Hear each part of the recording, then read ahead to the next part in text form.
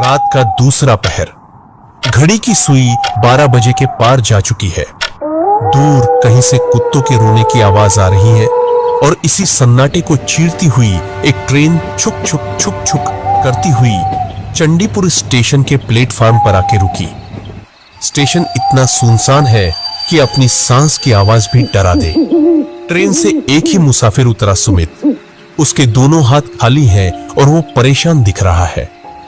उफ, कमर तो एकदम अकड़ गया। ससुरा, यह ट्रेन अगर ठीक टाइम पे आता तो हम और पहले आ जाता यहाँ। अब अगर ये जेब में रखा दवाई का पैकेट सब ठीक ठाक डिलीवरी हो गया तो शांति से घर लौट पाऊंगा। हे भगवान, बस आज का रात पार करा दो। जगह तो एकदम अच्छी नहीं लग रही। सुमित ने चारों तरफ देखा। स्टेशन मास्टर का केबिन भी अंधेरे में डूबा था। सिर्फ एक पीली लाइट टिमटिमा रही थी जो कभी भी बुझ सकती थी। सुमित प्लेटफॉर्म से नीचे उतरा और बाहर की तरफ चल पड़ा। बॉस भी ना कहां कहां भेज देता है। बोला था स्टेशन के बाहर टोटो रिक्शा सब लाइन लगा के खड़ा रहेगा। यहाँ तो एक परिंदा भी नहीं दिख रहा। अब सोनाझुरी गांव कैसे जाएगा? स्टेशन से बाहर निकलकर सुमित कच्ची सड़क पर चलने लगा। कोहरा इतना घना था कि रास्ता साफ नहीं दिख रहा था। तभी उसे थोड़ी दूर एक लाल टेन जलती दिखाई दी। पास जाने पर पता चला कि वो एक पुरानी चाय की दुकान है। एक आदमी बेंच पर बैठा था। सुमित उसके पास गया, लेकिन दुकान के आगे जाके खड़ा हो गया। ए दादा, सुन रहे हैं? ए जी, एक तो हेल्प करेंगे? दुकानदार राजू अजीब नजर से सुमित को घूरता है। की बात है बाबू, इतना रात को यहाँ? रास्ता भूल गए कि? हमको ये पता एक तो बोल देंगे। हम असल में बहुत दूर से आया है। यहाँ का रास्ता घाट हम वैसा कुछ पहचानता नहीं है। हमको सोनाझुरी गांव जाना है। सोनाझुरी? माथा खराब है कि? वह तो यहाँ से बहुत दूर है। और अभी आप कैसे जाएगा? रास्ता भी तो ठीक नहीं है बाबू, जंगल का रास्ता है। देखिए दादा, मेरे जेब में जो बॉक्स है ना, इसमें बहुत कीमती और जरूरी दवाई है।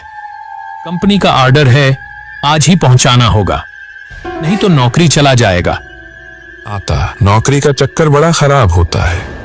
लेकिन सुनिए बाबू, एक बात बोले, आज रात यहीं रुक जाइए। ये बेंच पर सो जाइए। उधर जाना खतरे से खाली नहीं है। आजकल तो ऐसा मानुस देखा ही नहीं जाता। जो सच बोले और जो दिखता है वो हमेशा इंसान नहीं होता। डराइए मत दादा, मुझे जाना ही होगा। कोई गाड़ी वाड़ी मिलेगा? गाड़ी तो मुश्किल है, तो बे एकट्टू सावधान में रहिएगा। रात के बेला यहाँ का रास्ता घाट में बड़ा विपद है। कुछ भी दिखे या कोई भी आवाज दे तो रुकिएगा मत। और हाँ, पीछे मुड़कर तो बिल्कुल मत देखिएगा।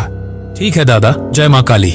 सुमित चाय वाले की चेतावनी सुनकर और भी डर गया, लेकिन मजबूरी में वो आगे बढ़ा। सन्नाटे में सिर्फ उसके जूतों की आवाज आ रही थी। तभी पीछे से एक अजीब सी आवाज आई, जैसे कोई पुरानी मशीन सांस ले रही हो। अरे, कोई गाड़ी आ रहा है शायद। जान में जान आया। अंधेरे में से एक काला टूटा फूटा ऑटो निकल कर आया। ऑटो के शीशे काले थे। ऑटो सुमित के ठीक बगल में आकर रुका। ड्राइवर का चेहरा अंधेरे में था। ए दादा, कहाँ जाएंगे बोलिए, हम पहुंचा देंगे, बैठिए पीछे। ए दादा, आप भगवान बन के आए हैं। हमको सोनाझुरी जाना है, छोड़ देंगे?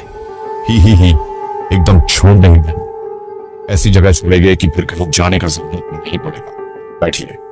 सुमित ऑटो की पिछली सीट पर बैठ गया। उसके हाथ अभी भी खाली थे। दवाएं उसकी जेब में ही था। ऑटो ने रफ्तार पकड़ी। हवा ठंडी हो गई थी। सुमित ने देखा कि ऑटो वाला बार बार रियर व्यू मिरर में सुमित को नहीं, बल्कि उसके जेब को घूर रहा है। यह आदमी बड़ा अजीब लग रहा है। और यह रास्ता, ये तो जंगल की तरफ जा रहा है। करीब 20 मिनट बाद घने जंगल के बीचों बीच ऑटो ने एक जोरदार झटका खाया और कच करके रुक गया।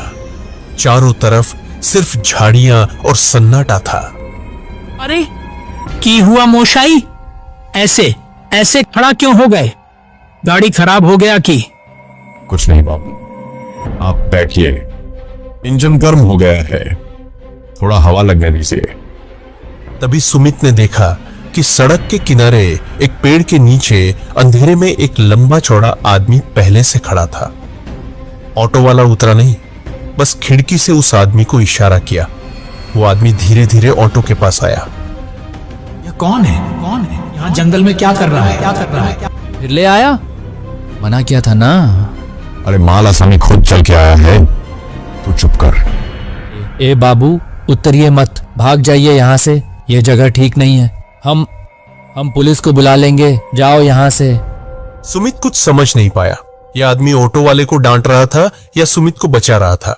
तभी ऑटो वाले ने गुस्से में ऑटो स्टार्ट किया।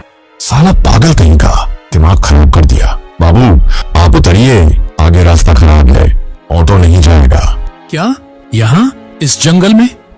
हाँ, वो सामने देखिए, एक पुराना घर है, वहां पूछ लीजिए, वो रास्ता बता देंगे। उतरिए। ऑटो वाले ने सुमित को लगभग जबरदस्ती उतार दिया और वहां से ऑटो घुमाकर तेजी से भाग गया। सुमित अब घने जंगल में बिल्कुल अकेला था। सुमित के पास कोई चारा नहीं था। सामने एक टूटी पुराना घर दिख रहा था। दरवाजा लकड़ी का था और बहुत पुराना लग रहा था। सुमित ने दरवाजे को छुआ भी नहीं कि दरवाजा अपने आप खुल गया। कोई है? माफ कीजिएगा, मैं रास्ता भटक गया हूँ। अंदर एक मध्यम रोशनी थी। एक आदमी कुर्सी पर बैठा था, लेकिन अजीब बात यह थी कि वो हिल डुल नहीं रहा था। आ गए? हम तुम्हारा ही इंतजार कर रहे थे। आपको कैसे पता मैं आने वाला हूँ? क्योंकि यहाँ जो आता है वो अपनी मर्जी से नहीं, हमारी मर्जी से आता है। सुमित की चीख निकल गई। तभी घर का दरवाजा जोर से बंद हो गया और बाहर से आवाज आने लगी। दरवाजा खोल, शिकार हाथ से निकल जाएगा। अबे ओ, अंदर आने दे, आज बहुत दिन बाद दावत मिली है। ये तो वही ऑटो वाला और वो आदमी है। ये यहाँ कैसे आ गए? तभी सुमित ने देखा कि दरवाजा खुला नहीं, बल्कि वो दोनों आदमी भोला और कालू दरवाजे के आर पार होकर अंदर आ गए। उनके पैर जमीन पर नहीं थे और जो कुर्सी पर बैठा आदमी गायब हो गया। कि दादा पहचान पाए हमको? हम वही ऑटो वाले हैं। तुम लोग इंसान नहीं हो। इंसान तो हम 10 साल पहले थे, अब तो हम सिर्फ भूख हैं। देखते ही देखते उन दोनों का रूप बदलने लगा। उनका चेहरा पिघलने लगा, आंखें अंगारे जैसी लाल हो गई। भोला ने अपना हाथ ऊपर उठाया और बिना सुमित को छुए जादू से सुमित को हवा में उठा दिया। बचाओ, मुझे नीचे उतारो। इसका शरीर बहुत मजबूत है, हमारी बरसों की भूख मिटाएगा। लेकिन पहले इसे तड़पाएंगे, जैसे उस पुलिस वाले ने हमें जलाया था, वैसे ही हम इसकी जान निकाल लेंगे। सुमित का शरीर हवा में खींचने लगा। उसे लगा अब उसकी हड्डियां टूट जाएंगी। उसने अपनी आंखें बंद कर ली और अपने परिवार को याद करने लगा। भगवान, कोई तो बचाओ। जब मौत एकदम सामने थी, तभी उस अंधेरे कमरे में एक नीली रोशनी चमकी। एक कड़कदार आवाज गूंजी, छोड़ दो उसे, छोड़ दो उसे, छोड़ दो उसे, छोड़ दो उसे, छोड़ दो। यह आवाज इतनी भारी थी कि पूरा घर कांप गया। भोला और कालू डर के मारे पीछे हट गए। सुमित धड़ाम से जमीन पर गिर पड़ा। वहां रोशनी के बीच एक साया उभरा। उसने पुलिस की वर्दी पहनी थी। उसके सीने पर नेम प्लेट चमक रही थी, इंस्पेक्टर दत्ता। उसके हाथ में कोई बंदूक नहीं थी, बस उसकी हथेलियों से तेज ऊर्जा निकल रही थी। दत्ता, तुम फिर आ गए? जब तक मैं यहाँ हूँ किसी बेगुनाह को हाथ नहीं लगाने दूंगा। इन दोनों का खेल खत्म। नहीं, ये हमारा इलाका है, मारो इसे। दोनों भूत इंस्पेक्टर की तरफ लपके, लेकिन इंस्पेक्टर दत्ता ने बस अपना हाथ आगे किया। उनके हाथ से एक तेज शॉकवेव निकली। दूर हट।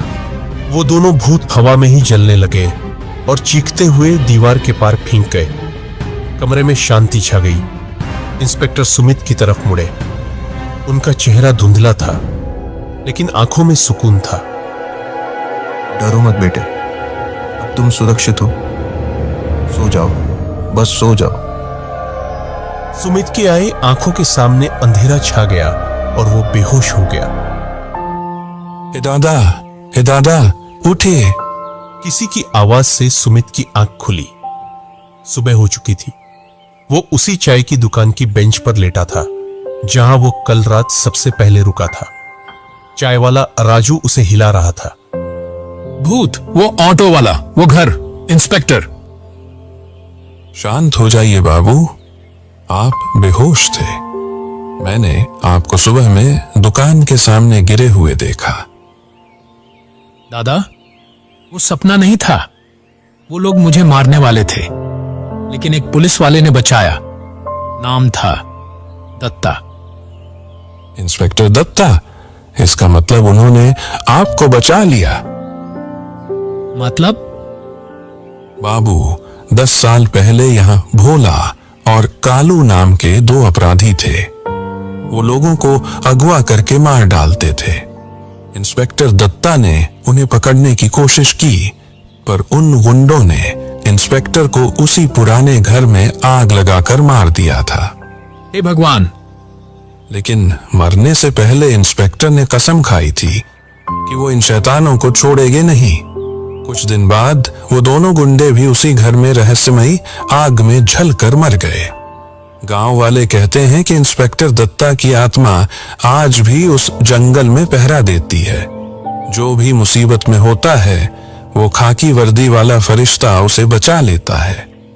सुमित ने अपने जेब में दवाएं बैग को कसकर पकड़ा, बिना हाथ से छुए। बस स्ट्रैप्स महसूस किए उसकी जान बच गई थी। दादा, मैं चलता हूं। अब जिंदगी में कभी इस शॉर्टकट के चक्कर में नहीं पड़ूंगा। सुमित ने स्टेशन की तरफ दौड़ लगा दी। दूर जंगल के किनारे धुंध में एक धुंधला साया खड़ा था। उसने धीरे से अपना हाथ उठाकर सुमित को सैल्यूट किया और फिर हवा में गायब हो गया।